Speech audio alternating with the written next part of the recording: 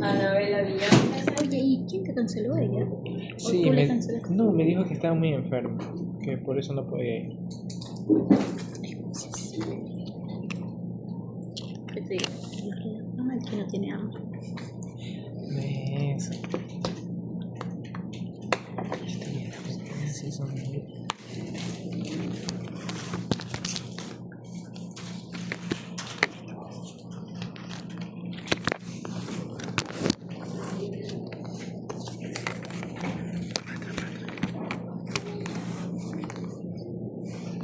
Más tarde te das permiso. Hola.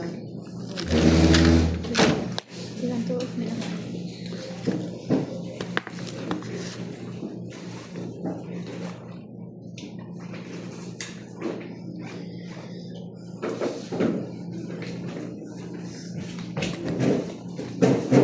Ahí llegó.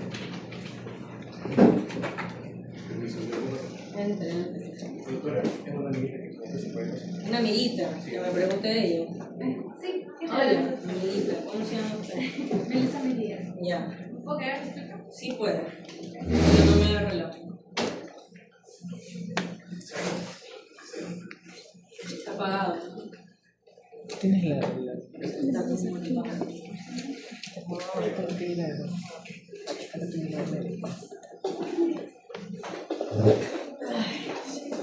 Está ocupado. Estoy grabando.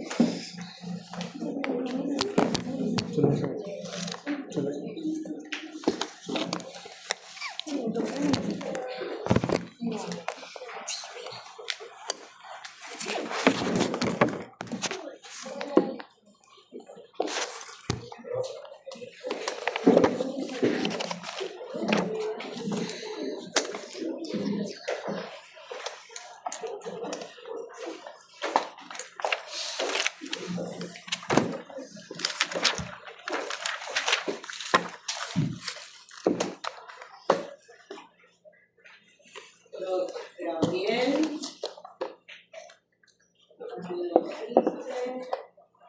Entro, César, ¿no?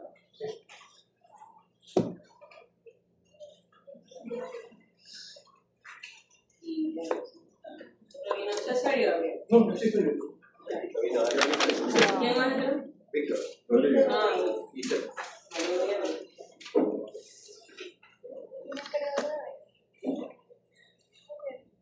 no existe. Y Alex no entró. No.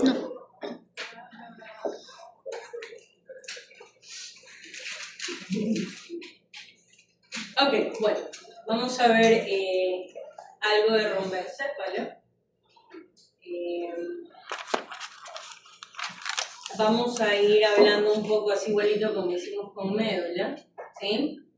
Con respecto a la homosecuenciación que permite la formación de las estructuras de romboencéfalo, ¿sí? Vamos a ir observando también un poco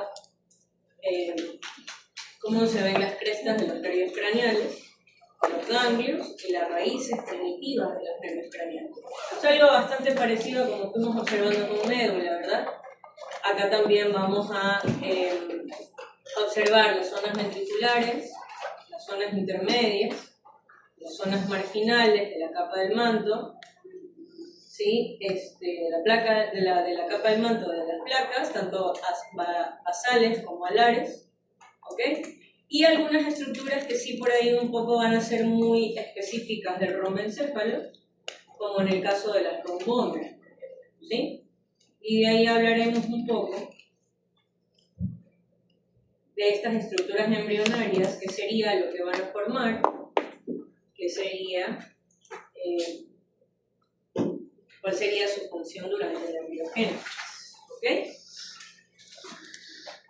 Bien, entonces, justo 2 días después del cierre definitivo del tubo neural, que esto es algo que ya lo habíamos hablado, pero nos quedamos hasta ahí y comenzamos a desarrollar a la médula espinal como tal, mientras todo lo que está pasando en la médula espinal con respecto a los 30 días de gestación, ¿sí? Es decir, que ya tengo yo, posterior al cierre definitivo del tubo neural, ¿se acuerdan que yo les decía que obviamente ya para ese momento la placa neural ya no va a ser únicamente la que va a estar produciendo el factor de crecimiento de los fibroblastos, ¿se acuerdan? Sino que ya iba a pasar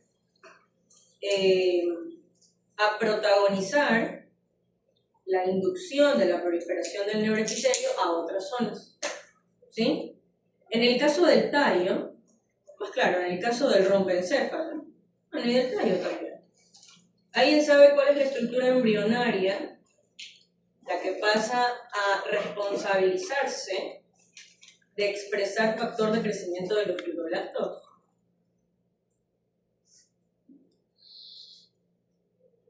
¿Mm?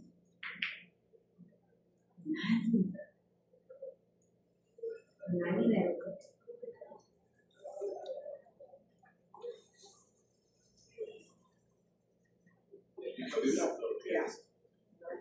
¿Ah? El epiblasto, el disco bilateral. El factor que se fibroblasto tipo 8. ¿Qué cosa? Ya, claro, pero eso es, hijo, en el momento de la gastrulación, ¿verdad? Y ahorita estoy hablando ya en el día 30, o sea, ya es posterior a la neurulación, ya hubo el cierre definitivo del último neuroporo, ¿sí? Y en su momento, ¿verdad? Yo les había dicho que cuando hablábamos de médula, ¿cierto? Si se acuerdan, nosotros decíamos, bueno, en el caso de médula, lo que sucede es que el neuroepitelio, ¿sí? Con respecto al neuroepitelio, todavía hay formación del factor de crecimiento de los fibroblastos tipo 8, la actividad de la SHH que permite que se continúe la inducción de la formación de la médula espinal, ¿ok? Y la WNT, placa de piso, placa de techo, todo eso, ¿ok? Eso en médula, ¿sí? Cuando hablamos de rombencéfalo y de tallo también, porque pues, tallo incluye mesencéfalo, pero en todo caso, en la formación del tallo encefálico como tal, ¿sí? Hay una estructura embrionaria que es la que va a adquirir ese protagonismo, ya dejó de ser de la placa neural, ya dejó de ser del neuroepitelio durante la neurulación, tiene que haber una estructura, ¿sí? A partir del día 30 en adelante, la cual se encargue de expresar factor de crecimiento de los fibroblastos tipo 8 para que el rompencéfalo se forme. Esa era mi pregunta. ¿Cuál va a ser esa estructura? ¿Alguien sabe?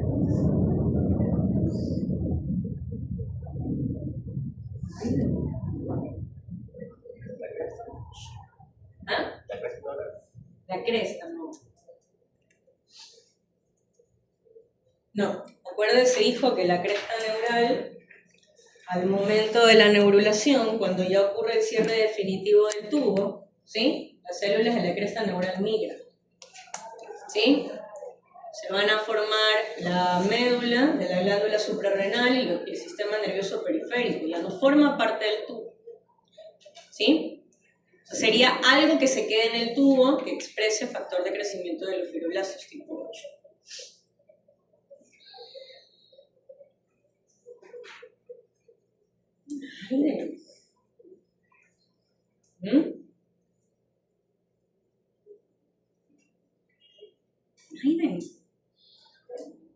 ¿No? El istmo del rompencéfalo. Sí es. El istmo del rompencéfalo. ¿Ok? Es decir, ahorita justo vamos a ver en las placas dónde se va a hacer ese istmo. No todo el istmo, de hecho. La parte más anterior, la parte más ventral del istmo, ¿sí? Esa parte de células germinativas se engrosa, ¿ok? Y esa parte del istmo del rombencéfalo es la que se va a encargar de producir la mayor cantidad de factor de crecimiento de los fibroblastos tipo 8, para asegurar que junto con otros factores de homosecuenciación, ¿sí? Se vaya formando el rombencéfalo, ¿ok? Entonces, ya justo ahorita, después de que avancemos un poquito con las placas, vamos a hacer como que esa transición, ¿sí? de lo que en algún momento pasó durante la neurulación y luego ahorita nos vamos a enfocar en tallo, ¿sí? Porque en algún momento cuando hablábamos de médula nos enfocamos mucho en la placa de techo, en la placa de piso, de la médula primitiva, nos enfocamos en la actividad de la WNT, de la SHH, en ese contexto, ¿sí? Y todo lo que pasaba, ¿no? Ahora vamos a hacer lo mismo, pero con rombencéfalo, ¿sí? Entonces, ya vamos a ver esa transición entre la homosecuenciación después de la gastrulación, la homosecuenciación de durante la neurulación y luego la homosecuenciación para la formación del rombencéfalo, ¿sí? Entonces, por el momento, lo que tengo que tener en cuenta es que el istmo del rombencéfalo, que ya lo vamos a ver cómo se observa en las placas, va a ser el protagonista con respecto a la expresión del factor de crecimiento de los fibroblastos tipo 8, ¿ya? Entonces, en el día 30, una vez que se cierra, ya tengo el cierre definitivo del tubo, yo ya puedo ir diferenciando, dependiendo del nivel de corte, ¿sí? La ubicuidad del rombencéfalo, del mesencéfalo y del diencéfalo, que lo vamos a ver más adelante, ¿ok? Recordando que aquí el baby tiene su flexura cervical, ¿sí? Entonces, si el bebito está así, ¿verdad? Todas las estructuras que son más rostrales, es decir, aquí lo que en algún momento van a ser hemisferios cerebrales y encéfalo, ¿sí? Están así para abajo porque el bebito está con su flexura cefálica. Entonces, si yo hago un corte así, ¿verdad? ¿Ok? Lo que esté más atrás va a ser rombencéfalo, lo que esté más adelante va a ser mesencéfalo y lo que esté mucho más adelante todavía va a ser diencéfalo, ¿ok? Entonces, cuando yo lo vea en la placa, en un corte transversal, va a dar la apariencia como que el mesencéfalo o el diencéfalo están abajo, pero no es que estén abajo, sino que como el bebito está así, ¿verdad? Al yo cortar así, lo que se ve abajo realmente es lo que está por delante de, ¿se entiende? ¿Sí? Entonces, eso ahí tengo que tener en cuenta. Entonces, por ejemplo, acá, si yo estoy haciendo un corte justo en la flexura, yo veo entonces la continuidad, ¿sí? De el aparato ventricular primitivo, ¿no? Cómo se conecta, ¿sí? El rombencéfalo con el mesencéfalo, ¿sí? Y dependiendo de cómo vaya cortando, yo puedo ver la comunicación o no, como lo veo acá, que ya están separados. Mesencéfalo, rombencéfalo, ¿ok?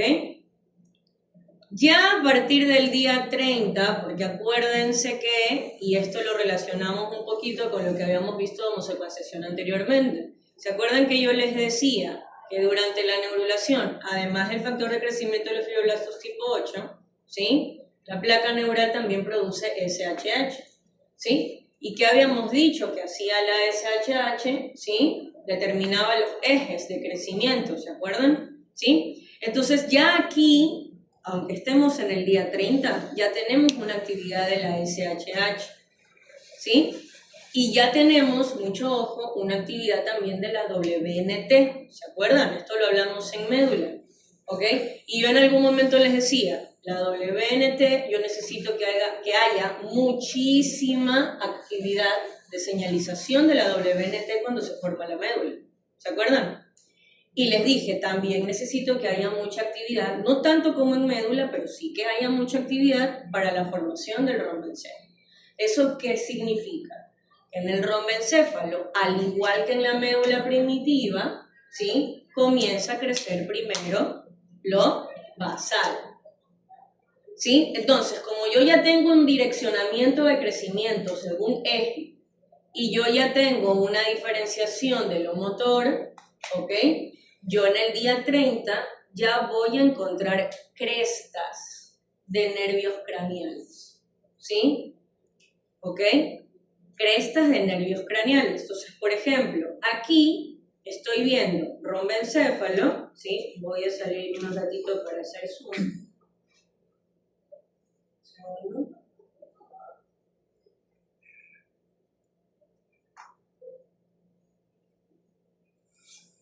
Si se ve bien, no necesitan que apague la luz. ¿Sí se ve? Ok. Entonces, miren, yo tengo acá algo bastante parecido a lo que nos pasaba con la médula. Miren, y aquí se ve clarito, ¿sí?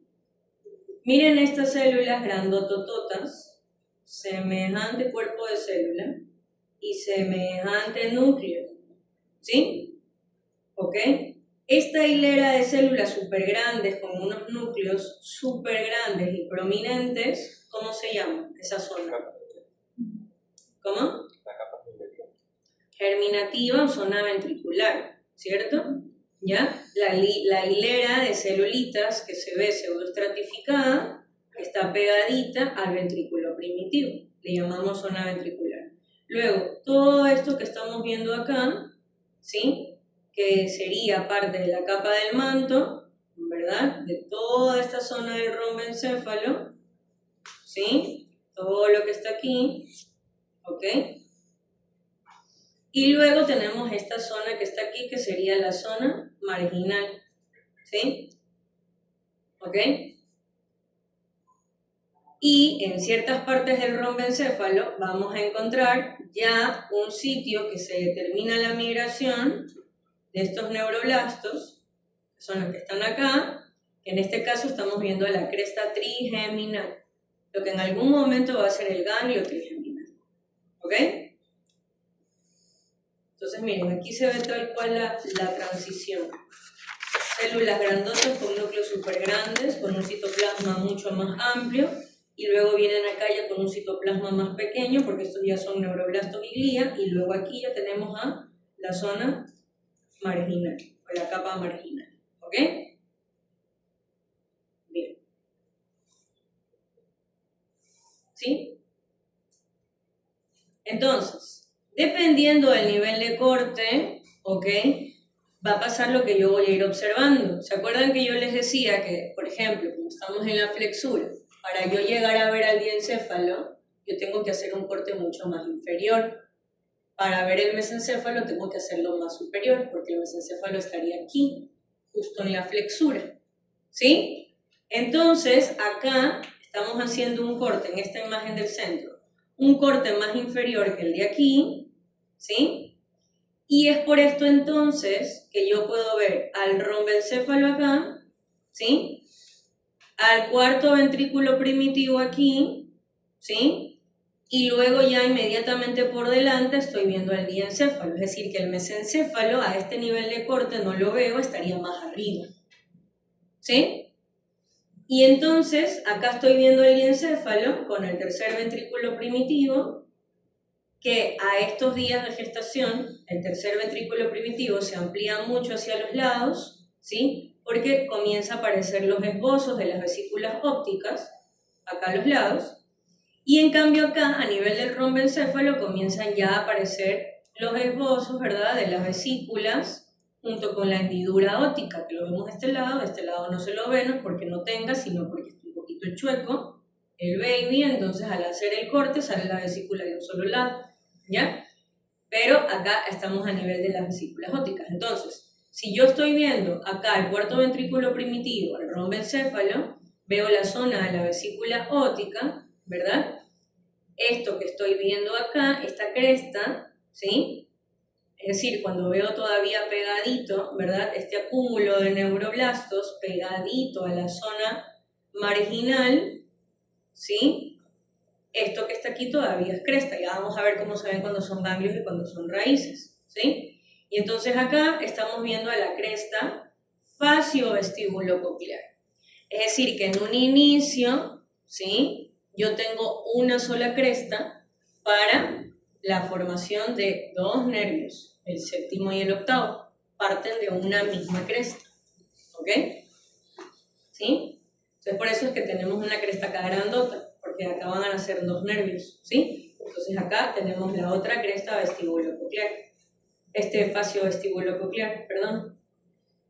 Acá, por ejemplo, en esta placa de acá, estamos en un nivel de corte un poquito más arriba que la de acá, solamente con la finalidad de ver la disposición de la cresta faciovestibulococlear y la cresta trigeminal, que siempre va a estar un poquito más arriba. Y acordémonos que acá lo que vemos hacia adelante, es decir, aquí la cresta trigeminal, es lo que va a terminar estando más arriba, ¿no? Porque el bebito primero está así, ¿verdad? Entonces yo tengo faciovestibulococlear acá, ¿sí? Y tengo más por delante la trigeminal, pero es porque esto va, el bebé, ¿verdad? Va a rectificarse un poco, y ahí es cuando pasa a estar trigémino más arriba y facial y vestíbulo coclear más abajo, ¿sí? Entonces, esto es lo que vemos acá, ¿sí? Cresta trigeminal, cresta facio, vestíbulo coclear, ¿ok? Luego acá, por ejemplo, estamos en un nivel de corte muchísimo más inferior, ¿sí? Mucho más inferior inclusive que el que está acá. Es decir, que si vamos en orden, este está inferior al de aquí, ¿verdad? Donde estamos viendo la cresta trigeminal en todo su esplendor, un poquito más inferior, pero no tan inferior como el de aquí.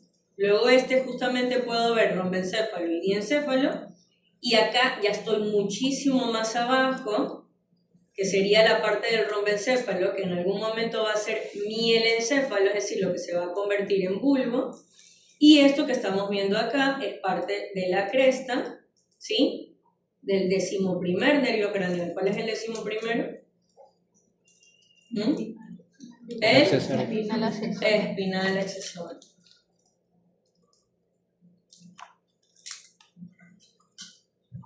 ¿Sí? Entonces acá estamos viendo la cresta del espinal accesorio. De nuevo, repito, dependiendo del nivel de corte y los días de gestación, van a ser las crestas que podemos ver por placa. ¿Sí? Miren, acá estamos en el día 32, ¿sí? Y acá ya tenemos, por ejemplo, la vesícula óptica. Acá estamos viendo la vesícula óptica en un corte muy, muy superior, por eso es que no le vemos todavía la parte central de la hendidura, ¿sí? Sino que estamos viendo solamente la vesícula en un corte muy superior, ¿sí? Acá estamos viendo parte de la placa basal, que sería un poco más anterior, y aquí estamos viendo parte de la placa larga, ¿sí? Si yo ya hago un aumento mayor y también me voy un poquito más abajo para ver ya completa la vesícula óptica, como la estamos viendo acá, ¿sí? Esto sería el aparato ventricular primitivo, lo que estamos viendo acá, lo que en algún momento va a ser cuarto ventrículo, ¿sí? Todo esto que estamos viendo acá es parte del rombencéfalo, ¿sí? Y si se dan cuenta que un poco y se comienza como a hacer unas ondulaciones aquí, ¿sí? O sea, como que acá vemos como que se hace un engrosamiento, como unas onditas, ¿sí? Ahí estamos comenzando a ver a las rombómeras, ¿sí? ¿Qué son las rombómeras? Oliver, ¿qué son las rombómeras?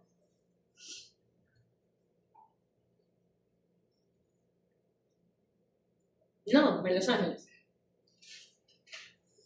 Tampoco, Matías. Gabriel. Como divisiones. ¿Cómo qué? Como divisiones. ¿Divisiones de qué?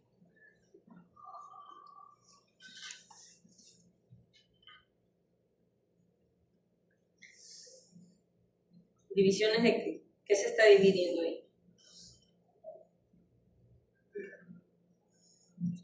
Anabel, ayúdenlo. No, no quiero ayudarlo. El tubo neural. ¿Cómo? Divisiones del tubo neural. De tubo neural. Ahí ya no estuvo, eso ya es rombencéfalo. Víctor. Ayúdenlo. Eran segmentos transitorios ¿Cómo? de romencéfalo ¿Ya? ¿Y para qué están ahí? para dividirlos y para la migración de la parte. ¿No era o sí era? Sí es. Ya, si es, ¿qué cosa? Para la migración de la parte de. O sea, la división y la migración en la parte de romencéfalo. División y qué? División y migración en la parte de romencéfalo. División y migración de qué? ¿Qué cosa? El fibroblasto. Es decir, a ver, de los fibroblastos, seguro. A ver, ¿las rombómeras van a formar algo? ¿Ah? No. Gabriel dice que núcleos. No, la placa cerebelosa. ¿Cómo? La placa cerebelosa. ¿Qué cosa? La rombómera. Las rombómeras forman la placa cerebelosa. O sea que de ahí se va a formar el cerebelo, de esas rombómeras que están ahí. Y el resto, la protuberancia. La rombómera es lo mismo que labios rómbicos. No, no es lo mismo. De hecho, no, justamente no. Labios rómbicos vienen después. Ujú. Que ya los vamos a ver más adelante, ¿sí?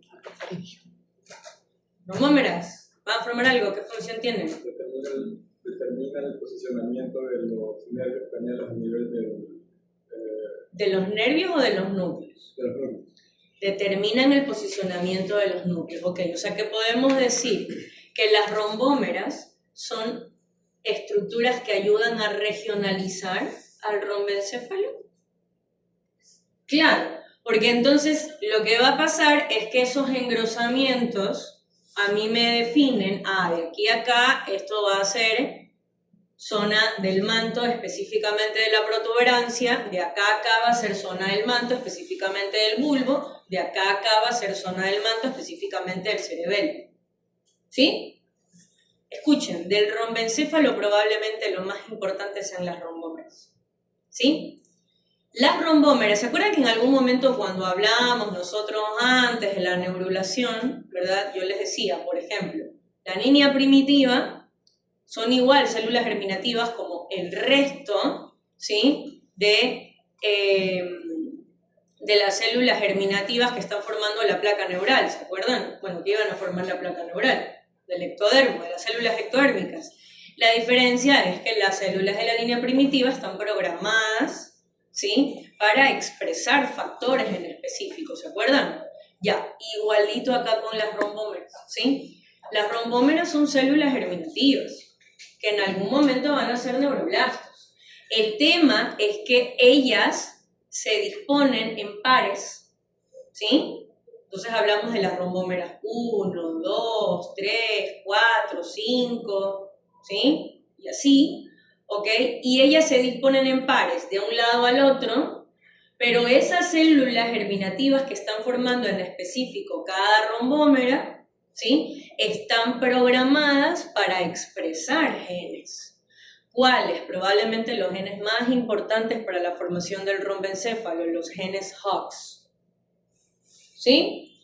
Entonces, ¿cuál es la importancia de la aparición de las rombómeras? Que, ojo, dicho sea de paso, si no hay factor de crecimiento de los fibroblastos tipo 8, no va a haber rombómeras, ¿no? Se entiende, obviamente, porque si no hay proliferación del neuroepitelio, no va a haber rombómeras, ¿ya? Eso ya vamos a hablar con respecto a homosecuenciación. Pero entonces, las rombómeras, porque se acuerdan que cuando tuvimos la lección, ¿verdad? Yo les preguntaba, ¿qué función tiene durante la etapa embrionaria esta estructura y qué función tiene para la homosecuenciación, ¿cierto? O sea, por ejemplo, las rombómeras, ¿qué función embrionaria tienen en específico? Regionalizar al romboencéfalo, determinar el sitio de migración, como decía Víctor, ¿ok?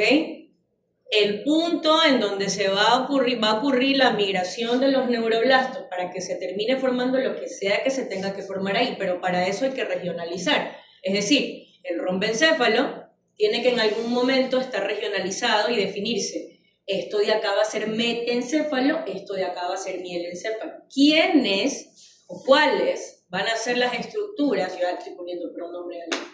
¿Cuáles van a ser las estructuras que se van a encargar de decir, a ver, esto va a ser metencéfalo, esto va a ser mielencéfalo, las rombómeras, ¿sí? Entonces, ¿cuál va a ser su función embrionaria? Regionalizar el romboencéfalo, ¿sí? ¿Y cuál va a ser su función con respecto a la homosecuenciación? Expresar los benditos genes Hox, ¿sí? Ahora, yo necesito las dos cosas, porque si no hay rombómeras, no van a haber células que estén programadas para expresar genes Hox. Y para que haya rombómera tiene que haber actividad del factor de crecimiento de los fibroblastos y otro factor más que ya lo vamos a hablar. ¿Se entiende a lo que voy? Entonces, una de las cosas más importantes con respecto a la embriogénesis del romboencéfalo son las rombómeras. Sin rombómera el romboencéfalo puede crecer, pero no va a estar bien regionalizado, no va a saber bien qué es lo que va a ser metencéfalo, qué es lo que va a ser mielencéfalo, por lo tanto, no se va a diferenciar bien qué es bulbo, no se va a diferenciar bien qué es cerebelo, no se va a diferenciar bien qué es protuberancia. ¿Sí? ¿Se entiende el punto? Ok, por eso les decía, rombómeras súper importantes. ¿Ok? Y comienzan a aparecer o a ser más visibles en placas a partir del día 32. ¿Sí? Entonces, ojito, muy importante. Cuando usted vea una placa, que usted ya le comienza a ver ahí esas ondulaciones, como que ya se están formando las rombómeras, usted ya sabe que está en el día 32. ¿Sí? Y lo mismo que nos pasaba en médula. A medida que vamos avanzando en los días, vamos a diferenciar mejor la zona del manto de la zona marginal, tal cual como lo estamos viendo acá. ¿Sí? Miren, ventricular, zona del manto, ¿sí? Y zona marginal acá.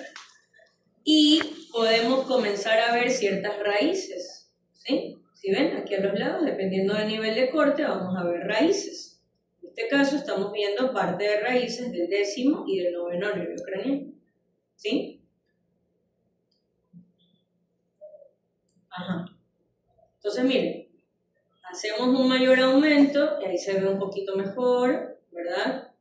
Las rombómeras, vesícula óptica, y vamos a ver, cerquita de la vesícula óptica, raíces faciovestibulococleares. Aquí, las vemos acá también, ¿sí? Miren cómo acá podemos ver raíces del 10º nervio craneal, parte de raíces, aquí, bueno, acá se ve mejor, ¿sí? Raíces del 9º nervio craneal, raíces trigeminales.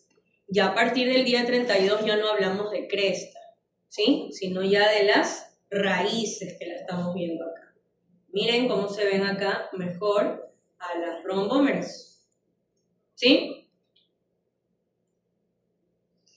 En los cortes en los que yo ya no vea la vesícula óptica, puedo llegar a ver mejor a las raíces del 7º nervio craneal, que serían estas que están acá.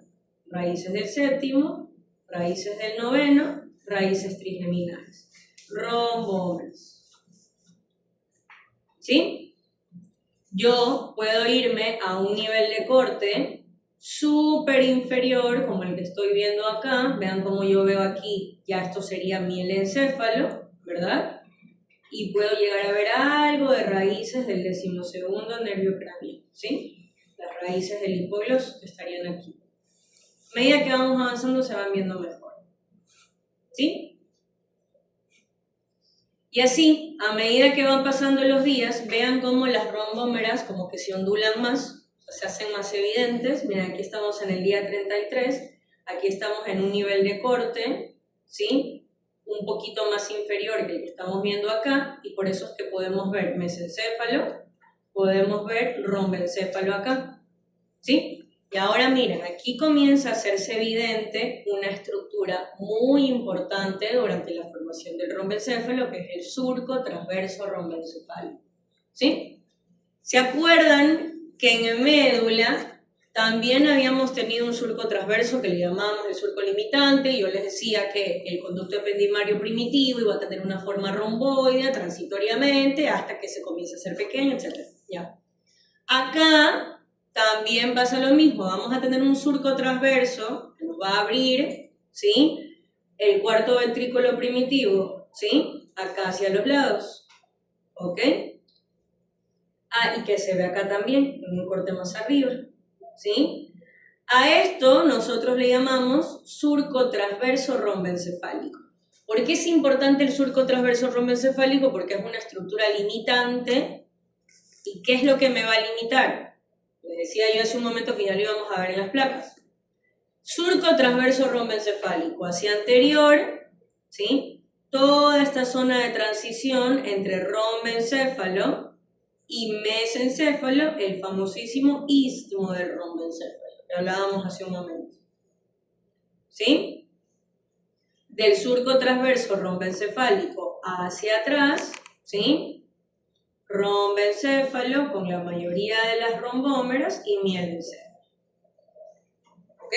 Es decir, que el istmo del rombencéfalo es lo que después va a ser la unión, ¿sí?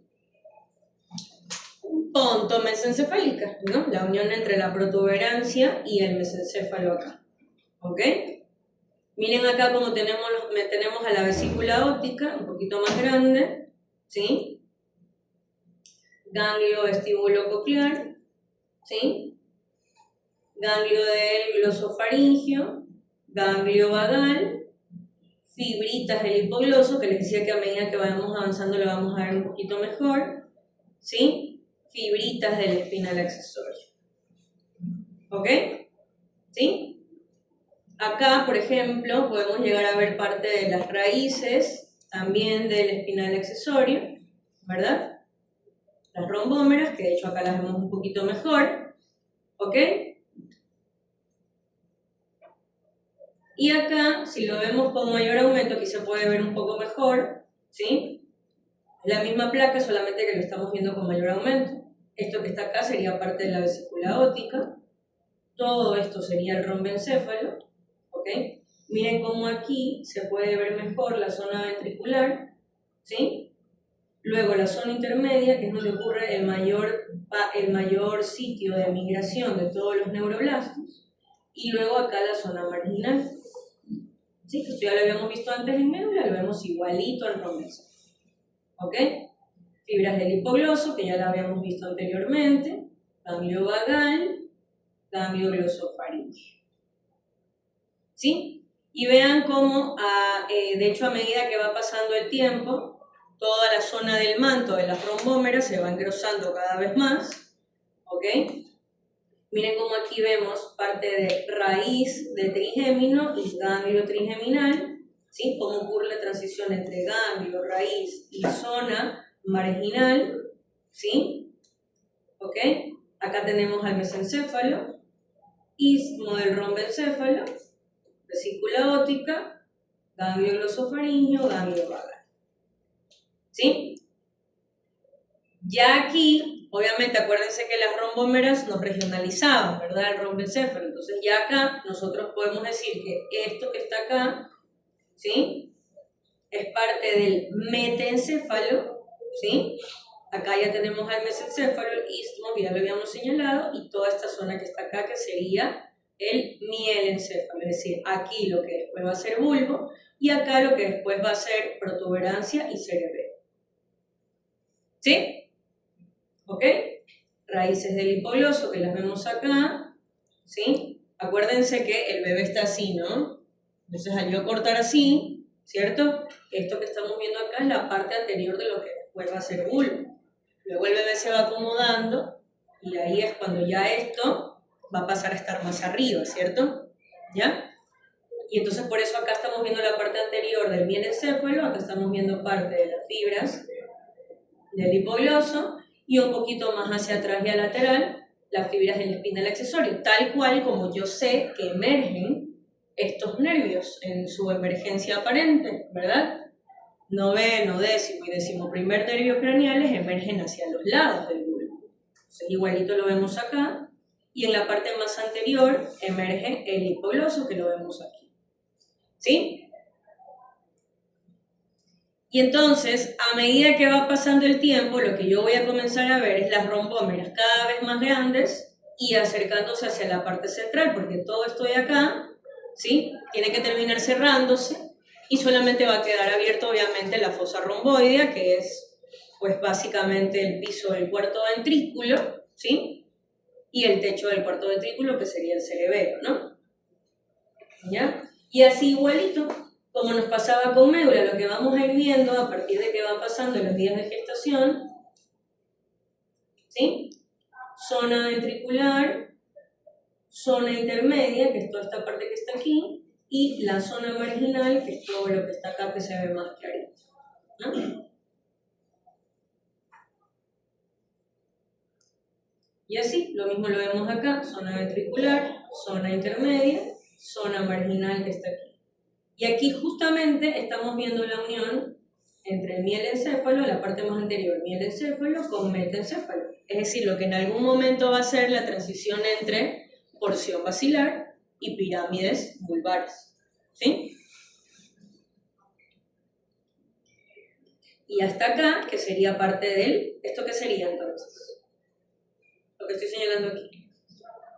Mesencéfalo, así es. Mesencéfalo, unión mesencéfalo, metencefálica. Esta zona que está aquí sería el istmo del romboencéfalo, ¿ok? Y acá estaría el mielencéfalo, ¿sí? Sería lo que después va a formar el bulbo, ¿ok? Entonces, ahora sí, María Los Ángeles, en el día 39 recién podemos comenzar a hablar de las placas cerebelosas, ¿ok? Es decir, que como para hacerlo en orden, lo que tiene que pasar es que yo tenga primero romboencéfalo. Romboencéfalo dividido de diencéfalo. Aparecen las rombómeras y ya las rombómeras me van a ubicar qué es mielencéfalo y qué es metencéfalo. Y luego el istmo del romboencéfalo y luego el mesencéfalo. ¿Sí? Ya para el día 39, ¿ok? Cuando yo ya tengo regionalizado al romboencéfalo, ahí sí que el metencéfalo ya regionalizadito, ¿ok? Ya puedo yo ir determinando las placas cerebelosas. ¿Sí? Entonces, ¿qué es lo que yo voy a ver? Por ejemplo, aquí tenemos mesencéfalo, ¿sí? Si se dan cuenta que acá se va formando como una especie de pliegues, no están tan claros todavía como labios rómbicos, ya lo vamos a ver más adelante, pero ya hay unos plieguecitos, ¿sí? Es decir, aquí hay un pliegue que es más anterior y un pliegue que es más posterior y lateral, ¿sí ven? ¿Sí? Entonces, el pliegue que está más anterior, ¿sí?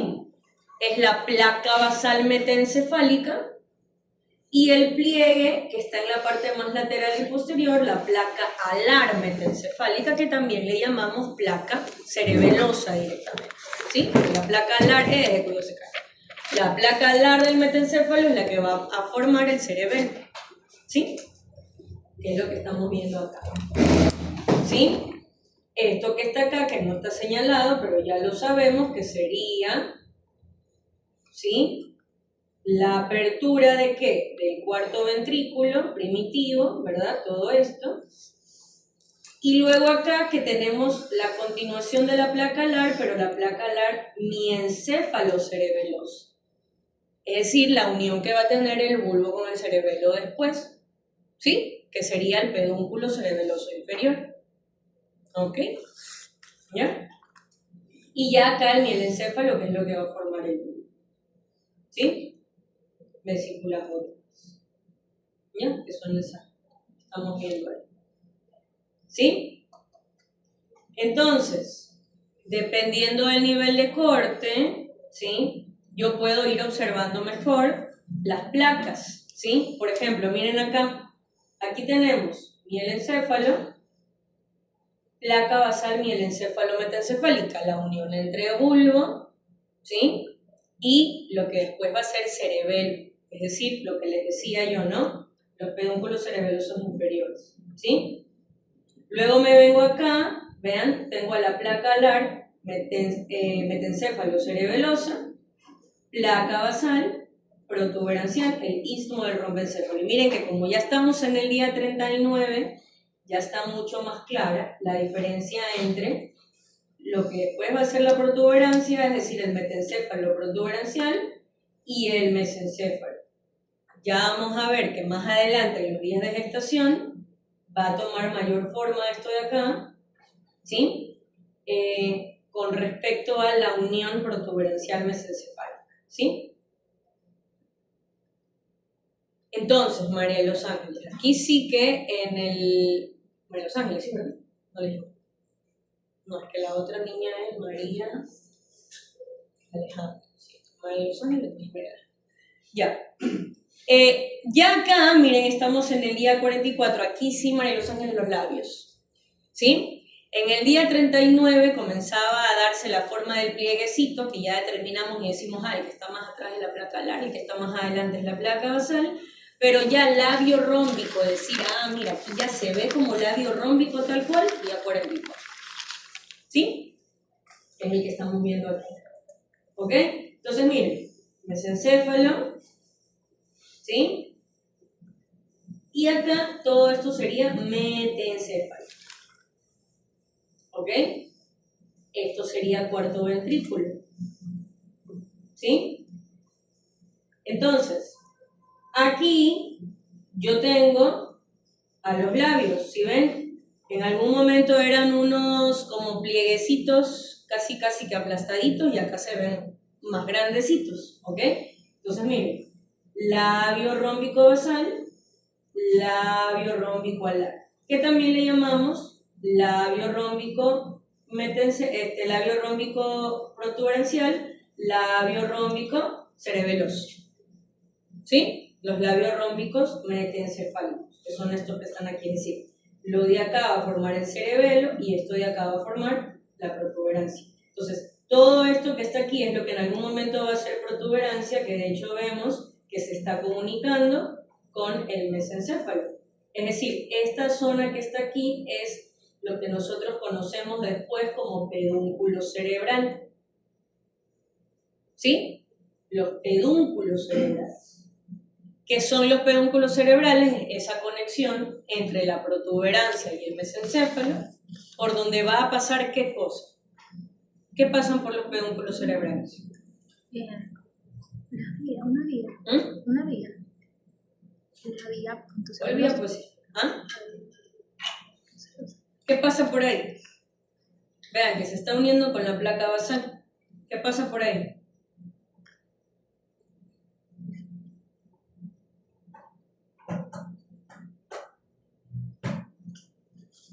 Jonathan, ¿qué pasa por ahí? Los tractos.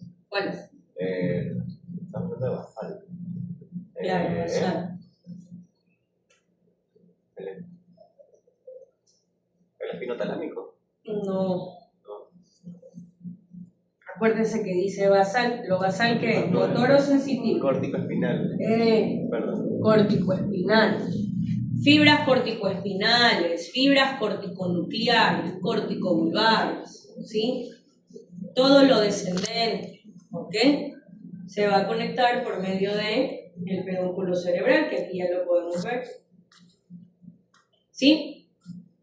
Si hacemos un corte un poquito más inferior, podemos ver mejor. Miren, aquí tendríamos la conexión mesencéfalo-protuberancia. Estos serían los pedúnculos cerebrales, que en algún momento le llamamos también pies pedunculares. En algún momento, cuando el mesencéfalo ya se forma, ¿sí? Van a tener una forma de piecitos. Aquí obviamente todavía no, porque pues no ha crecido lo suficiente todavía el mesencéfalo, pero ya podemos comenzar a ver parte de la fosita interpeduncular que está aquí en el centro. ¿Ok? ¿Sí? Porque ya cuando el mesencéfalo se forma, los marcadores, me sale el profesor, no voy a ir hasta la empresa. ¿Alguien tiene un marcador? No me presta.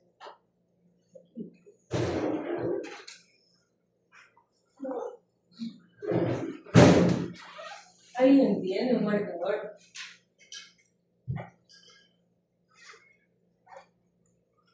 Gracias. Si yo el mesencéfalo lo veo desde arriba, en un corte transversal, es así. Es que con ustedes no he podido ver todavía el tallo, ¿no? Porque perdimos, nosotros vemos lunes y martes. Claro, bien. Si yo veo desde arriba el mesencéfalo es así, ¿ok? Estos son los pies pedunculares, ¿ok? Que son los pedúnculos cerebrales, es otro nombre. Y luego tenemos a la sustancia negra aquí, ¿sí? Acá tengo yo al acueducto mesencefálico, o el acueducto de Silvio. Y estos potos que están aquí son los folículos. O también le llamamos tubérculos cuadrigémenos. Por aquí estaría el núcleo rojo, sustancia gris periacueductal, bueno, eso lo vamos a hablar después. ¿Ya? Pero en todo caso, por aquí, que es la parte anterior del mesencéfalo, es por donde están pasando todas las fibras descendentes, bueno, no todas, pero la mayoría de las fibras descendentes que tienen que irse para el resto del tallo para llegar a la médula. ¿Sí? Y entre esos pies pedunculares, aquí hay una fosita interpeduncular. ¿Ok? ¿Qué pasa en esa fosita interpeduncular?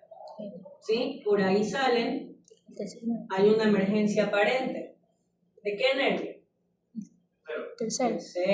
¿Sí? El tercer nervio craneal. Eso es lo que estamos viendo acá, obviamente en un estado primitivo. ¿Sí? Se hace que estamos viendo acá parte del mesencéfalo primitivo con los pedúnculos cerebrales, ¿ok?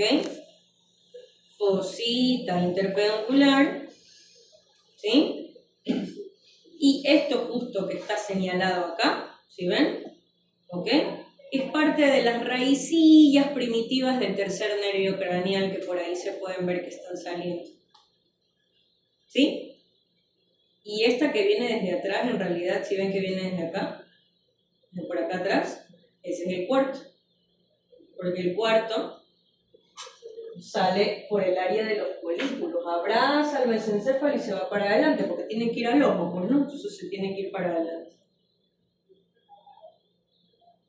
¿Sí?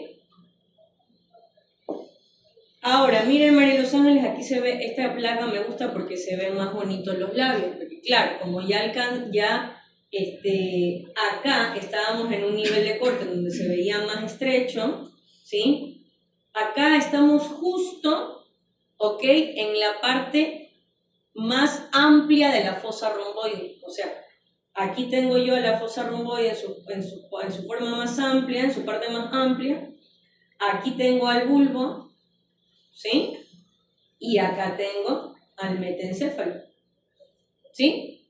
Labio rómbico alar, esto de aquí va a crecer así, tuki, para arriba, en este caso como el bebé está así todavía, ¿verdad? Digamos que esto crece para arriba así, el cerebelo, que obviamente cuando el bebito ya se rectifique, pues el cerebelo va a formar la parte de atrás, ¿cierto? Ya. Entonces, pero acá, esto de aquí, digamos que comienza a crecer así para arriba, que en realidad es para atrás, ¿no? Si me van a entender, ¿ya? Esto va a formar el cerebelo y lo de acá la protuberancia. ¿Ok? Y de nuevo, el bebito está así, ¿verdad? Entonces, si yo corto para ver mejor bulbo, o sea, mielencéfalo y metencéfalo, entonces yo ya estoy viendo acá en el corte al diencéfalo, ¿sí? Estoy en un corte inferior. Entonces estoy viendo acá parte del diencéfalo. ¿Ya? Hasta ahí, ¿alguna pregunta? ¿No?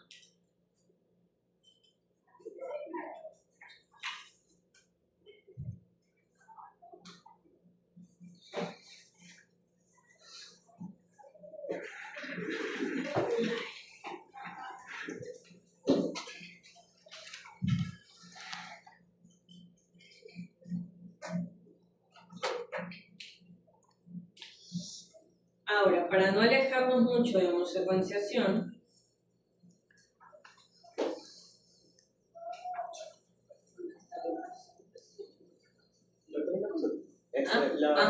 La deposición piramidal igualmente es como decir, como las rombómeras, o sea, es un engrosamiento de células germinativas que determinan la ubicación en donde va a estar algo. En el caso de los labios rómbicos, lo que dicen, esto que es placa basal, ¿sí? Aquí se van a ubicar estructuras de sustancia gris, o sea, aquí van a crecer y diferenciarse neuroblastos con función motora de la protuberancia, ¿sí? Es decir, por ejemplo, los núcleos pontinos, ¿sí? Que son las estructuras de sustancia gris que están en la porción basilar, ¿ok? ¿Qué función tienen los núcleos pontinos?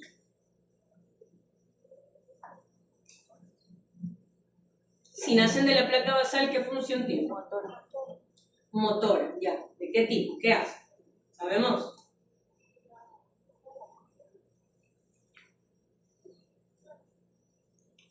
movimientos voluntarios. No. Son corticospinales. Fuerza por el movimiento voluntario. Pero algo motor tienen que hacer. Obviamente no van a hacer lo mismo que las corticospinales, ¿cierto? Porque si no, ¿por qué habría corticospinas? Coordinación. ¿Mm? Coordinación. La coordinación del cerebelo. ¿Qué hacen los núcleos pontinos? De hecho, algo tienen que ver con el cerebelo. No por nada la protuberancia está adelante, ¿verdad? ¿No? Está adelante la porción basilar y tiene unos pedúnculos cerebelosos que se unen con cerebelo. Algo tiene que ver con cerebelo, ¿verdad? La planeación motora. ¿Cómo? La planeación motora. Planeación motora, ya usted está un poco más cerca. Control de A movimientos. ver, ¿ah? Control de movimientos. No. A ver. El cerebelo coordina, ¿cierto? Esa es la función del cerebelo, ¿verdad? ¿Cómo puede coordinar el cerebelo? Porque el cerebelo, ¿sí? Tiene 3 tipos de información que le permiten coordinar, ¿sí? Una ya la sabemos por el tracto espinocerebeloso, ¿verdad? ¿Qué tipo de información transmite el tracto espinocerebeloso? Sensitiva, ¿Propiocepción de qué tipo? Inconsciente. Inconsciente que llega al cerebelo. Es decir, que su cerebelo sabe, ¿sí? Por decirlo de alguna manera, no sabe, pero ya saben a lo que me refiero. O sea, su cerebelo le llega la información de primera mano en dónde están ubicadas las partes de su cuerpo. Que si usted tiene el pie doblado, que si tiene la pierna extendida, que si el brazo está levantado, todo eso lo sabe su cerebelo. Y es inconsciente, es decir, que su cerebelo lo sabe antes que su corteza, porque llega antes al cerebelo. ¿Sí? Porque tiene que recorrer menos. Ok. De nuevo, ¿cómo el cerebelo va a coordinar? Es decir, su cerebelo sabe dónde están ubicadas las partes de su cuerpo, pero para poder coordinar un movimiento, su cerebelo necesita saber qué movimiento usted tiene planificado. ¿Sí? Entonces, cuando su corteza, y yo esto lo estoy explicando de nuevo porque ya lo expliqué en microscopía, cuando su corteza, ¿sí? Planea el movimiento, no es que va y de loco lo manda a la médula espinal y ya que se haga el movimiento, no, tiene que coordinarse primero, ¿ya? Entonces, antes de que se ejecute el movimiento, la planeación motora llega al cerebelo primero. ¿Cómo llega al cerebelo? Por una vía córtico-pontocerebelosa. Es decir, que esa información sale de la corteza motora, hace sinapsis en los núcleos pontinos y de los núcleos pontinos se va al cerebelo. Es decir, que su cerebelo sabe dónde están ubicadas las partes de su cuerpo y también sabe qué movimiento planificado usted tiene antes de que se haga. ¿Sí? Y aparte recibe función vestibular, que es con relación al equilibrio, que eso en su momento lo vamos a hablar cuando hablemos de cerebelo, ¿ya? Pero en todo caso, los núcleos pontinos, ¿sí? Que van a nacer de los labios rómbicos basales, en base a lo que preguntaba Jonathan, ¿verdad? ¿Sí? Tienen función motora, pero ¿de qué tipo? Una función motora otorgándole información cortical de la planeación del movimiento a el cerebelo. ¿Sí? Y luego viene la placa alar que va a formar al cerebelo como tal, ¿ok? Y con todas las funciones que tienen que hacer del cerebelo con respecto a la coordinación, que eso en su momento lo vamos a hablar. ¿Sí? Entonces, la decusación, ¿sí? Piramidal, no nace de los labios, porque la decusación, para empezar, no es metencéfalo, ¿sí? La decusación ocurre al nivel del mielencéfalo, ¿sí? Entonces, la decusación, ¿sí? Va a ubicarse en la zona marginal del mielencéfalo, en la zona marginal de la placa basal del mielencéfalo, ¿sí? Los labios rómbicos son metencefálicos, ¿ok? ¿Jonathan? ¿Sí? ¿Ahí mejor? ¿Ok? Labios rómbicos son metencefálicos. ¿Sí? ¿Sí me voy a entender entonces con lo que expliqué ahorita? Bien. Listo. Entonces, como secuenciación, ¿sí? A ver, esto de acá ya lo sabemos. Aplica también para cuando se está formando el rombencéfalo. Porque imagínense si está recién formándose el rombencéfalo y se comienza a formar toda la base del cráneo. ¿Me frego? Pues el mesencéfalo ahí, digo, el rombencéfalo, ¿cómo va a crecer bien? Pues si ya tiene hueso alrededor, tiene que darle su chance, su espacio, ¿verdad? Al igual como pasaba con la médula. Entonces, igualito acá, ¿ok? También se va a producir noguina, folistatina y cordina en cuanto a la actividad del factor de crecimiento de los fibroblastos. Se inactiva la BMP4 y la inactivación de la BMP4 va a asegurar que no haya crecimiento óseo para que el ectodermo neural pueda crecer lo que tenga que crecer. ¿Sí? Ahora, ese factor de crecimiento de los fibroblastos que todavía está produciendo la placa neural durante el proceso de neurulación, ¿sí? ¿Se acuerdan que cuando se cerraba el tubo hablábamos de que había actividad WNT? ¿Por la placa de techo o por la placa de piso del tubo? Techo. De techo. Ok. Entonces, esa WNT3A en específico, porque hay un chorro de WNTs, pero esa WNT3A en específico, ¿sí? Hace que en el caso del romboencéfalo, ¿ok? Junto con la actividad del factor de crecimiento de los fibroblastos tipo 8, ¿cómo está? Sigue nomás. ¿Ok? Existan las rombómeras, ¿sí? Entonces, una vez que se forman esos pliegues de las rombómeras comienzan a expresar genes Hox. Es decir, que en ese momento que existen las rombómeras, existe el surco transverso romboencefálico, que ya lo vimos en la placa. Ese surco transverso romboencefálico dice, a ver, tú aquí que estás adelante, estas células germinativas son istmo del romboencéfalo. Y ese istmo del romboencéfalo, en su placa, en su zona más anterior, más ventral, ¿sí? Va a continuar produciendo factor de crecimiento de los fibroblastos tipo 8. ¿Sí? Esa expresión del factor de crecimiento de los fibroblastos tipo 8, ¿ok? Va a permitir que existan estos tres factores que están aquí. Este que está aquí, que es la FOXG1, ¿sí? No le vamos a parar mucha bola ahorita porque en realidad esto va a adoptar mayor importancia cuando hablemos ya de cerebro anterior, ¿sí? De hemisferios cerebrales, etc. Ahorita con romboencéfalo, ¿qué es lo que nos interesa? Que el factor de crecimiento de los fibroblastos tipo 8, ¿ok? Permita que exista actividad WNT1 y actividad engrave, ¿sí? ¿Ok? Esto de aquí, la actividad de la WNT1, perdón, es la que va a regular el desarrollo del romboencéfalo. Es decir, que lo que Hox ya regionalizó, esto es mielencéfalo, esto es metencéfalo, ¿ok? La WNT1 permita, ¿qué cosa? Que se mantenga el eje de desarrollo, ¿ok? Y las engraved, ¿sí? Que le llamamos también EN, ¿sí? La EN1 y la EN2, ¿ok? Va a continuar mediando el eje anteroposterior, ¿sí? Es decir, que defina, esto acá es placa basal, esto acá va a ser placa alar, y tú tienes que crecer hacia adelante, tú tienes que crecer hacia atrás, etc. ¿Ok? Doctora, ¿Sí? sí, yo tengo una pregunta. Entonces sería, digamos, que de las rombómeras la función embriológica, por decir, es la diferenciación entre mielencéfalo y Regionalización. Escuchen, mucho cuidado con el término diferenciación, porque en embriología cuando nosotros decimos diferenciación es cuando estamos hablando del proceso que va a llevar a que algo deje de ser germinativo y vaya adoptando su forma terminal, por ejemplo, decir de neuroblasto a neurona multipolar. Eso es diferenciación celular, ¿sí? Ustedes no me pueden, ojo con eso, ¿eh? Si yo les pregunto la función de algo y ustedes me ponen diferenciación, en lo que se refieren es a regionalización, tiene 0, ¿sí? Porque diferenciación no es lo mismo que regionalizar.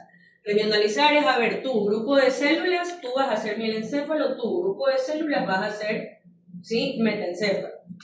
Es finito. Ahí vienen otros factores que se van a encargar de diferenciar, porque claro, todo lo que vaya a ser metencéfalo o todo lo que vaya a ser protuberancia, hay parte de la protuberancia que son núcleos pontinos, hay parte de la protuberancia que van a ser núcleos de nervios craneales, etcétera, etcétera, ¿ya? Entonces, el término adecuado es regionalización, ¿sí? Las rombómeras como función embrionaria, regionalizar a el romboencéfalo. Regionalizarlo en mielencéfalo y metencéfalo, ¿ok? Ajá. Y los genes Hox, Es la ¿sí? otra función de homosecuenciación. Exacto, esa es la homosecuenciación, así es. Gracias. Ya. N1, que es el engrave 1, ¿sí? Este le acaba de terminar el techo del mesencéfalo y del cerebelo, ¿ok? Y el N2 solamente se va a encargar para el desarrollo del cerebelo, ¿ok? Entonces, WNT1 regula el desarrollo del romboencéfalo, ¿ok? N1 se encarga de darme el techo para el mesencéfalo, es decir, hasta acá va a ser mesencéfalo, y ya, o sea, como que me limita. Y luego el N2, ¿ok? Este sí va a regular el desarrollo del cerebelo como tal. ¿Sí? ¿Ok? Bien. Esto así por encima. Esto prosencéfalo, espérense. A ver. Esto creo que ya se los había dicho cuando hablamos de médula. ¿Sí? Pero lo repetimos. ¿Sí? La vía de señalización WNT como vía general, sí, WNT, estoy hablando de la WNT3A ni la WNT1, no. WNT como vía de señalización general, esto ya lo habíamos dicho, yo necesito que tenga mucha actividad caudal para formar romboencéfalo y para formar médula, sobre todo médula. ¿Sí? Y necesito que haya muy poca actividad WNT, o sea, muy poca expresión de WNT, ¿ok? En la zona de las células germinativas que van a formar el prosencéfalo, o sea, telencéfalo, núcleos que van a derivar del telencéfalo y todo lo demás, ¿ok? ¿Por qué? Porque debe de haber poca actividad WNT para que pueda haber actividad de estas que están aquí, la FOXN1 y la OTX. No voy a entrar en detalle en estas de aquí todavía porque eso es más para cerebro, ¿sí? Por el momento lo que queremos es que haya poca WNT en las células germinativas de las vesículas cerebrales prosencefálicas, ¿sí? Pero en las vesículas romboencéfalo, ¿sí? Necesito que la WNT sí tenga mucha actividad. No tanta como en médula, ojo, ¿sí? Porque la mayor actividad de la WNT, digamos que se la va a robar la médula, por decirlo de alguna manera, pero gran parte de ella me tiene que regular a los HOX. ¿Se acuerdan que yo les dije acá? Si no hay factor WNT3A, no van a haber rombómeras y no van a haber HOX. Entonces, mucho ojo. ¿Sí? Los intermediarios son los genes CDX. Estos son genes que aseguran que hay una actividad intracelular germinativa para que pueda expresarse HOX. ¿Ya? Entonces, para que haya HOX tiene que haber actividad WNT. Esto ya se los había mencionado yo. ¿Sí? Médula espina de una actividad WNT muy alta y en romboencéfalo una actividad alta. Y a medida que vamos subiendo, mesencéfalo una actividad moderada y en telencéfalo tiene que estar prácticamente inhibida la WNT. ¿Sí? Ahora, los genes HOX. Una vez que la WNT3A permitió que haya rombómeras, ¿sí? Al haber rombómeras, necesito que esas rombómeras expresen genes HOX. Para que puedan expresar genes HOX, ya lo dijimos, tiene que haber actividad WNT alta. Ahora, mucho ojo con lo que les voy a decir ahorita. Esto, y se lo dije en el primer día de clase, cuando hablemos de homosecuencia también vamos a hablar de factores epigenéticos. Es decir, de momento hemos hablado pura cosa genética, que sí, que el gen, que el factor, que tiene que expresarse, que dice que tiene que inactivarse. ¿Ya? Pero ahora, aquí vienen factores ya muy conocidos, epigenéticos, que debemos de cuidar en la mamá. Epigenética, ¿qué significa? Lo que rodea a la genética, es decir, lo que no quiero que me afecte a la genética para que no se me altere, ¿sí? La homosecuenciación. Y uno de esos que es muy conocido es el famoso ácido retinoico. ¿Qué es el ácido retinoico? Es un derivado de la vitamina A. ¿Sí? Todos nosotros tenemos ácido retinoico, todos. En la mamita, lo que yo quiero es que los niveles de ácido retinoico no estén ni muy bajos, ni tampoco muy altos. ¿Sí? De hecho, la mayoría de los fármacos teratogénicos lo que hacen es aumentar los niveles de ácido retinoico, por ejemplo. Y por eso es que causan malformaciones o causan abortos espontáneos, ¿sí? Porque el ácido retinoico en niveles muy altos o inclusive también en escasez, en déficit, me pueden ocasionar problemas. ¿De qué? Por ejemplo, Si el ácido retinoico está muy alto en la mamita, ¿sí? Me puede inhibir a la actividad del factor de crecimiento de los fibroblastos tipo 8. Es decir, yo puedo tener células que sean capaces de expresar el factor, pero si la mamita tiene mucho ácido retinoico en su sistema, se va a inhibir ese factor de crecimiento de los fibroblastos tipo 8. Si no hay factor de crecimiento de los fibroblastos tipo 8, no va a haber bebé. ¿Sí? No va a haber bebé. Y si ya se está formando el bebé y comienza a haber una falta de actividad del factor de crecimiento de los fibroblastos tipo 8, ni se diga que vamos a tener tumor neural. ¿Sí? Entonces recuerden que yo les dije desde un momento, cuando comenzamos a hablar de homosecuenciación, probablemente los factores más importantes que yo quiero que siempre estén bien van a ser la SHH y el factor de crecimiento de los fibroblastos tipo 8, porque el uno es inductor del desarrollo de las células y el otro es el todólogo, es el que se encarga de mantener el eje de la diferenciación de las células. ¿Ok? Entonces, el factor de crecimiento de los fibroblastos tipo 8 no se puede inhibir. ¿Sí? Cuando hay mucho ácido retinoico, puede inhibirse el factor de crecimiento de los fibroblastos tipo 8. Pero, ojito, también el ácido retinoico directamente puede señalizar, ¿sí?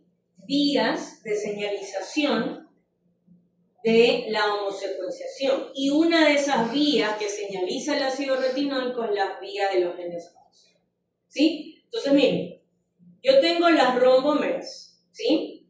Y las rombómeras van a expresar grupos de genes Hox. Hay grupos de genes Hox 3', grupos de genes Hox 5'. ¿Sí? ¿Ok? Estos 3', 5' se refieren a sus extremos. ¿Sí? Extremo del grupo fosfato, extremo del grupo hidroxilo. Eso no importa, eso en su momento lo van a ver en genética. Lo que quiero que tengan en cuenta es que los genes Hox 3' tienen 5 grupos, del 1 al 5, ¿sí? Grupos de genes, ¿ok? Y acuérdense que como es 3, un número menor, del 1 al 5, ¿sí? O sea, los primeros números, ¿sí? Van a ser los genes Hox que se expresan primero, ¿sí? Es decir, los que se van a expresar más rostralmente, ¿ok? Y los genes Hox 5' van a tener grupos de genes del 6 al 13. Y estos se van a expresar después de los primeros 5 y van a ser más caudales, ¿sí? Por eso me gustan los genes Hox, porque ellos son ordenaditos. Del 1 al 5 van primero, son rostrales, y del 6 al 13 van últimos, o sea, van después de los primeros y son más caudales. ¿Ok? Ahora, ¿por qué es importante saber que existen estos dos grupos? Por la señalización. El grupo del 1 al 5 está señalizado directamente por el ácido retinoico, ¿sí?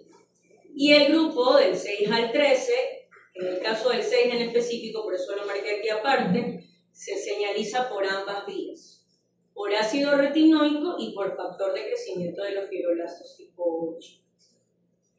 ¿Sí? Entonces miren lo que va a pasar.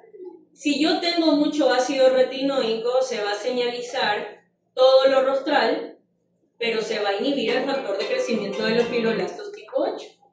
Y no se va a señalizar lo caudal, por ejemplo. ¿Sí?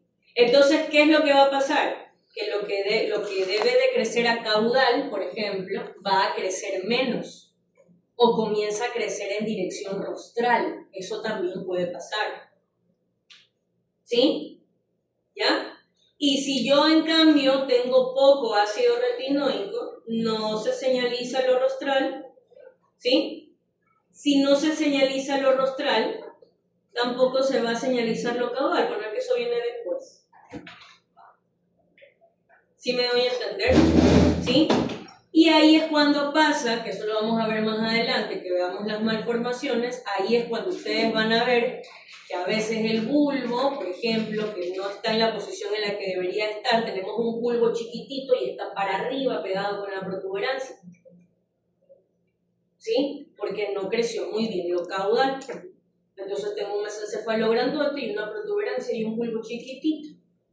¿Sí? Los microrrombencéfalos. ¿Ok? ¿Ya? Entonces ya así.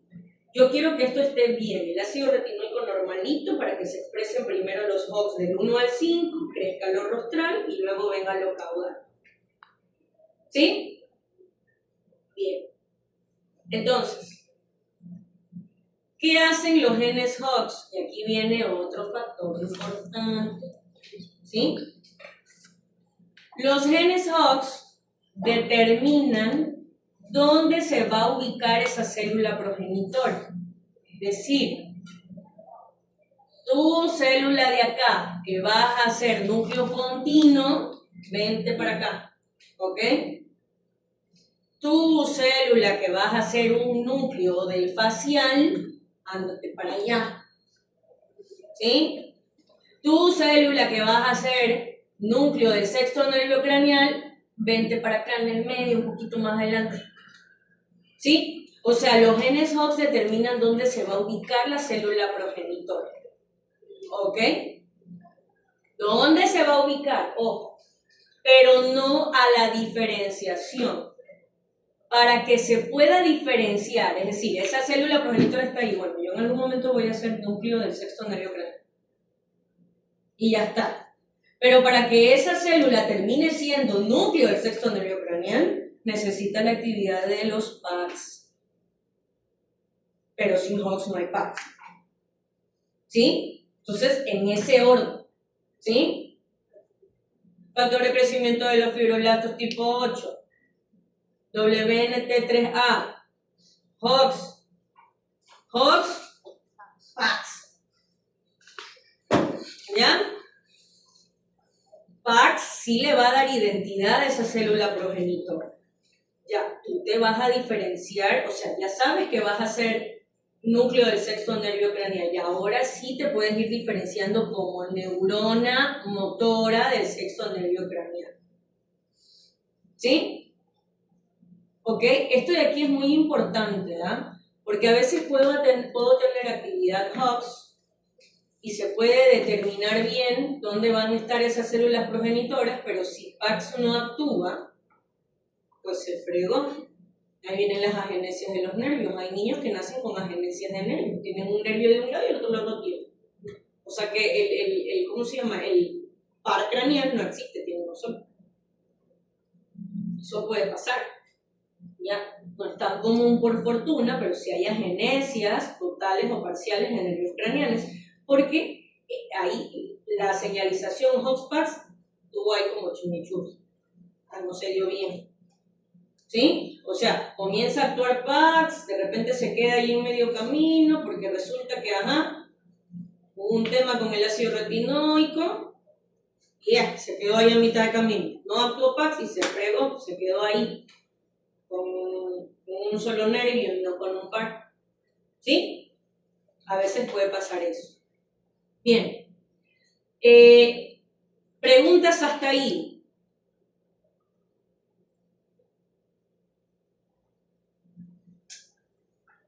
¿No? Ahora, ¿qué creen? Viene otro factor, porque así es eso. ¿Ya? Una vez que PAX, ¿sí? Dijo, ok, más claro, Hox determina en dónde se va a ubicar esa célula progenitora. Y una vez que PAX le comenzó a dar identidad a esa célula progenitora para que ya crezca como lo que va a ser célula del núcleo del sexto nervio craneal, ¿sí? Tiene que determinarse, ¿ok? Esa célula en dónde se va a ubicar hacia dorsal o se va a ubicar hacia ventral. Por eso es que en el tallo nosotros tenemos nervios que están más adelante, otros más atrás, otros más paralateral. ¿Sí? Entonces, ¿quién se va a encargar de determinar si esa célula va a ser dorsal o ventral? La NKX. Que la NKX no solo actúa aquí, la vamos a regresar a ver en hipotálamo, sobre todo a la NKX1.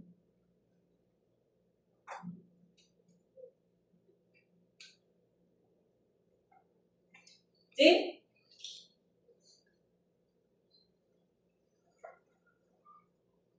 Ok. Y luego, ¿qué creen? Otra gente acá. ¿Sí? Porque, ¿qué pasa? Por decirles un ejemplo, ¿sí? Como para que lo vayan entendiendo un poquito mejor. Cuando yo hago mirada conjugada, ¿qué significa la mirada conjugada? Que dos ojos miren para un mismo lado, ¿cierto? Tengo mirada conjugada para arriba, para abajo, para los lados, ¿verdad? Entonces supongamos una mirada conjugada hacia la derecha, ¿sí? Para que ambos ojos miren hacia la derecha, ¿verdad? El ojo derecho tiene que salir y el ojo izquierdo se tiene que meter, ¿cierto? Es decir, tengo una actividad del recto lateral y del recto medial de este ojo para que ambos miren a la derecha. El recto lateral está estimulado por el sexto nervio craneal y el recto medial por el tercero. Es decir, que al mismo tiempo se tienen que estimular dos núcleos diferentes, ¿cierto? Entonces, para que, y como todo está así ordenadito, ¿verdad?, en el sistema nervioso central, y para que esta gente sepa que se tienen que estimular al mismo tiempo para ver para este lado, que ni sé qué, ¿verdad?, que el ejemplo que hablamos ahorita, ¿verdad?, tiene que haber entonces un bendito gen que se encargue de determinar cuáles van a ser las conexiones que van a tener esas neuronas. ¿Sí? Porque va a haber un grupo de neuronas de ese núcleo en específico que tiene que recibir un estímulo de otro núcleo, que es el centro de la mirada horizontal, la formación reticular pontina, ¿sí? Medial, ¿ok? Pero ¿qué gen se va a encargar de decir, a ver, en algún momento la formación reticular pontina para mediana se va a unir con el núcleo del sexto y del sexto con el tercero, y entonces así va a pasar que al mismo tiempo los dos se activen y la gente pueda mirar hacia la derecha, ¿sí? Tiene que haber un bendito gen que se encargue de determinar esas conexiones, y así con... Digo el ejemplo de una sola cosa, eso pasa con todos los nervios craneales. Que para que usted parpadee, para que abra los ojos, para que mire a la derecha, para que suba la mirada, ¿sí? Para que cuando usted mueva la cabeza hacia la derecha, los ojos se muevan hacia el lado contrario, para que usted no se maree. Todo eso se determina por conexiones, ¿verdad?, con distintos centros nucleares. La LHX es la que va a determinar esa identidad terminal de esa neurona y qué conexiones va a tener. ¿Sí? La LHX es muy importante porque esta man de aquí puede ir reprimiendo a otros genes en el momento que se está formando todo para que las conexiones se den perfectas. ¿Sí? Y esta sí le va a dar la identidad final, ¿no? Como cuando hacemos un trabajo, final del final del final, final de verdad, ¿verdad? Final último, final para subir, ¿no? Final para entregar, y así. La LHX es la que se va a encargar de la identidad terminal, o sea, sí se va a quedar esa neurona ya por siempre, ¿verdad? Y estas van a ser las conexiones que va a tener, ¿sí? Entonces, factor de crecimiento de los fibroblastos tipo 8, WNT3A, HOX, WNT1, ¿sí? WNT1 junto con el GRADE, las limitantes, hasta aquí cerebelo, acá se regula bien todo lo que se regionalizó por HOX, y ya cuando está todo regionalizadito, ya sabe todo para dónde va a ir las células germinativas, ya, entonces de ahí viene PAX, ¿sí? LHX. LHX determina la identidad final de la neurona, todas las conexiones que va a tener, y a la madre. Y PAX, ¿sí?, va a dar inicio a esa diferenciación celular, que ya no sea neuroblasto, que comienza a transformarse en neurona. NKX, esto usted se va para adelante, usted se va para atrás. Porque de hecho los núcleos están divididos en zonas. Todo núcleo está dividido en zonas, ¿sí? Un núcleo tiene una parte dorsal y otra ventral. Y cada uno tiene funciones en específicas, ¿sí? Entonces, eso lo permite NKX. Preguntas con esta parte de la homosecuenciación. Facilito, ¿verdad? Cuando pasa eso de que las personas tienen los ojos así como que se les va para un lado, es por la Que se falla. chueca. Así como las personas viscas. O sea, Ajá, los estrabismos, sí. ¿Qué pasó? eso sería con un fallo en la LHK. ¿No? Sí puede ser, a ver, si usted lo dice en términos de homosecuencia, sí, la mayor parte de las situaciones no es esa la razón, ¿sí? La mayoría de los nenes que tienen estrabismos no son por problemas neurológicos. Hay unos que sí, ¿sí? Pero muy pocos, ¿sí? La mayoría son por displasias musculares. Es decir, el problema no está ni en el nervio ni en la unión neuromuscular, sino en el volumen del músculo extraocular, ¿sí? Nacen con algún musculito, con poco tejido muscular, ¿sí? Entonces ese músculo así le está estimulando todo lo que pueda el nervio, es un músculo ahí todo débil porque no tiene suficiente tejido muscular, y entonces aunque tenga una buena estimulación, ¿sí? Puede pasar que hay lo que le llaman el ojo vago, ¿no? Se le enchueca por algún lado, pero más bien es por una falta de actividad de los rectos, ¿sí? De los músculos rectos. Hay algunos que pueden tener problemas con los oblicuos, pero en realidad los oblicuos no es tan común, es más con los rectos. Eso generalmente son el bebé que tiene el estrabismo convergente unilateral, o sea, como que un solo ojito, es como que es ese, ¿cómo se llama? El recto lateral que lo tiene así como aguado, ¿verdad? Y el recto medial, que es el contrario, es el único que tiene buena fuerza, entonces se lo ala. O al revés, los que sacan el ojito. Eso es lo más común, ¿sí? Pero de ahí hay otras razones que tampoco son neurológicas, que es en segunda causa más común, que serían las ambliopías, ¿sí? En las ambliopías lo que sucede en cambio es que son nenes que nacen con un problema refractario lamparísimo, o sea, son miopes así, pero con muchas dioptrías, o sea, son bien cieguitos, ¿ya? Entonces lo que sucede ahí es que el ojo se va adaptando a la zona en la que menos pior ve, ¿ya? Entonces el ojito, ¿verdad? Se le comienza a ir hacia el lado donde menos pior ve. Entonces si usted le pone los lentes al niño, se le regresa el ojo, ¿ya? Porque ya puede ver bien, entonces se le regresa. Le saca los lentes, se le vuelve a ver, ¿ya? Entonces así. Y ahí eso se puede arreglar, se lo arregla con el defecto, digamos, si es por un problema refractivo, con el tema de los lentes o con alguna operación, en el caso de que se pueda hacer, ¿ya? O si es un problema de los músculos, también es algo que se puede arreglar, se hace retroinserciones en los músculos, o retroinserciones, o se hacen anteroinserciones, o sea, se le saca el músculo en donde está inserto en el ojo y se lo vuelve a insertar, para como estirarlo más. Usted lo estira más y de ahí le hace hacer movimientos a los niños, le tapa el ojo que está bueno y le deja el ojo malito recién operado, que lo mueva mucho, y ahí se estimula más al músculo y se lo hace crecer, ¿sí? Se hacen inserciones. Eso es lo que más comúnmente se hace en esos nenes, pero te digo, lo más común es eso en realidad. Esto de acá no tanto. Si hay niños que tienen agenesia, pero a ver, yo de todos los niños que pude haber visto en algún momento con ojo chueco, he visto solamente 2 con agenesia. Uno de agenesia parcial, ¿ya? Y el otro así con agenesia total, que ya qué pena, ¿no? Que no tiene nervio, ya fuera. ¿Sí? Que de suerte era solo de sexto. ¿Ya? Entonces, el sexto, como solo estimula un músculo, bueno, pues solamente tiene un chueco para un lado. ¿Ya? Pero ya el otro, pues igual si le sirve, ¿no? Imagínense el tercero, que es el que estimula la mayoría de los músculos, puta, jodido, y aparte también hace el reflejo de acomodación, entonces va mucho más jodido, ¿ya? Y bueno, de ahí, claro, lo de la parte estética igual se puede arreglar, ¿ya?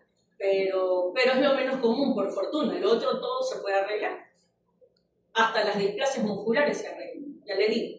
Se saca el músculo, se lo vuelve a meter, se lo hace retroinserción, o anteroinserción, o sea, se lo inserta más adelante y se estira mucho, o sea, como que se hace el músculo así, para que cuando lo mueva, se sobreestimule con mayor facilidad y comienza a crecer el poco musculito que tiene y se comienza a arreglar. Y ya no se le enchueca tanto. Doctora, Y se arregla el probable problema que tenga ambliopático, porque esa es otra. Generalmente el niño que nace con el ojo vago también tiene problemas de miopía. Le arregla el problema de la miopía y el ojito solito se le cubre. Dígame.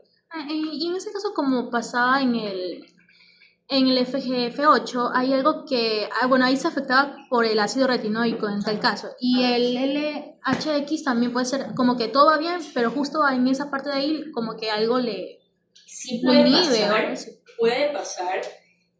pero es muy poco común. Es muy poco común porque, a ver, si es por un problema de ácido retinoico, no va a haber HOX adecuado. Entonces, ya para qué pensar en la actividad del LHX si ya HOX se fregó. ¿Me explico? Pero de ahí que llegue a un problema de LHX, en realidad ahí más son problemas enzimáticos que ocasionan problemas así como que mucho de la actividad intracelular para la síntesis proteica, o sea, son cosas así muy, muy específicas y muy lámparas, o sea, casi no pasan. Por eso les digo que esto es muy, muy poco común. O sea, lo que puede llegar a pasar es, digamos, de todo lo epigenético, lo más común, que igual no es muy común, lo del ácido retinoico, ¿ya? Antes pasaba más, porque la gente no conocía mucho, ¿ya? Bueno, a ver, se sigue sin conocer en realidad, o sea, solamente saben que tienen que tener bien el ácido retinoico, pero no saben por qué, ¿ya? Pero por lo menos ya se sabe, ya antes no se sabía, ¿sí? Antes me estoy refiriendo a 60, pues no, o sea, porque ya desde los 80 que se sabe esto, o sea, no es que es algo, o sea, que si ya pasa a estas alturas es un tema de que en serio, sí, pues, o sea, ¿dónde estudiaste medicina? ¿Ya? Pero en todo caso, cada vez pasa menos. Pero de ahí, en temas de específico de lo que usted me pregunta del LHX, es muy, muy jodido. O sea, son cosas así como que enzimáticas y claro, y viene de la mano con también otros problemas epigenéticos. O sea, como que no solamente eso. O sea, es como raro el nene que tiene todo bien y solo no tiene un nervio. Ya, o sea, es como, es rarísimo. Es como, generalmente tiene eso y tiene una aloprosencefalia o tiene una esquizoencefalia. Ya, o sea, ¿ya? Entonces sí, pero digamos, pasa, pero es muy raro y generalmente viene agarrado de otros problemas genéticos, ¿sí? Que les provoca déficits enzimáticos, no sintetizan entonces adecuadamente las proteínas, no forman entonces y no expresan suficientemente el gen, y ahí es cuando viene el problema, pero es, o sea, es rarísimo, es súper raro. Yo no he visto, por ejemplo, eso nunca, o sea, es rarísimo. ¿Ya? Bien. ¿Preguntas? No hay. Muy fácil, en verdad, ¿no? Que nunca hay preguntas. Bueno, hasta ahí nos vamos a quedar.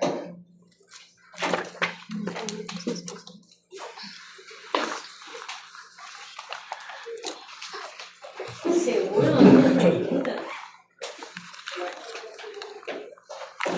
Muy fácil la homosexualización. ¿Ah? No, pero ¿por qué no hay preguntas? O sea, es que lo que ya dijo lo tengo grabado. Lo voy a Sí, de ahí salen las dudas. Ese único que también lo dijo la anterior vez sobre lo de la elección que le hemos. Sí, no lo he revisado. Ah. Pasé todo el periodo enfermo, así que no pude hacerlo. Lo voy a hacer recién este fin de semana. ¿Para qué le voy a decir? No voy a revisar, no he revisado nada. Nada he revisado, ni una sola hoja.